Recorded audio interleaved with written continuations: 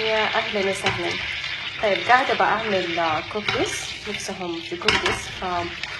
الكوكيز اللي أنا أعملها بالزبدة البنية. الزبدة البنية عبارة عن إيش؟ عبارة عن زبدة ندوبها ولما يتغير لونها وتبدأ ريحتها تصير زي المكسرات، هتلاقوا لونها بدأ يصير على ذهبي كده شوية، وتبدأ الريحة تتغير معاكم، يعني مو ريحة زبدة، لا ريحة كده شوية مكسرات. خلاص تصير جاهزة معاكم. فالحين قاعدة بستناها لأنه كمية كبيرة، فهتاخد شوية وقت معايا عبال ما يتغير لونها، بس لازم أوقف عليها لأنه تعرفوا كيف الزبدة مرة بسرعة تنحرق. شوفوا في النهاية لما يبدأ يتغير لونها تقريبا هتلاقوا مرة في رغوة كتير. طيب أوريكم كيف بدأ لونها يتغير.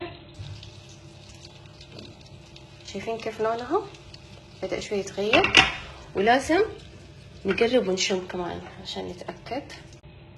خلاص الحين تقريبا